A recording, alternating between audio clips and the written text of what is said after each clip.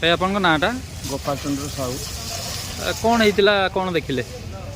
ମୁଁ ତ ଦେଖିଲି, ଖବର ପାଇଲା ପରେ ନିଆଁ ଜଳୁଛି ବୋଲି ଦେଖିଲି। এটা କେଉଁ ଜାଗା এটা? এটা ମୁର୍ଗାବାଡ଼ି, ବାରିପଦା ମୁର୍ଗାବାଡ଼ି, ବିଶାଲ ପଛ। କେଉଁ ଜିନିଷ ଉପରେ ନିଆଁ ଲାଗିଥିଲା? କ'ଣ କେବିନ୍ରେ ନିଆଁ ଲାଗିଥିଲା, କେମିତି ଲାଗିଲା ମୁଁ ଜାଣିନାହିଁ। ଯେ କେବିନ୍ଟା କ'ଣ କିଛି ଥିଲା ତା ଭିତରେ ନା? ନା, ଏଟା ପୁରୁଣା କେବିନ୍ଟା ପଡ଼ିଥିଲା, ତା ଭିତରେ କ'ଣ ଜିନିଷପତ୍ର ରହିଥିଲା ଆଉ। ତାପରେ କ'ଣ କଲେ? ତାକୁ ମୁଁ ସଙ୍ଗେ ସଙ୍ଗେ ଫାୟାର ବ୍ରିଗେଡ୍କୁ ଡାକିକି ବର୍ତ୍ତମାନ ପାଣି ମାରା ଚାଲିଛି, ଲିଭେଇ ପାରିବି।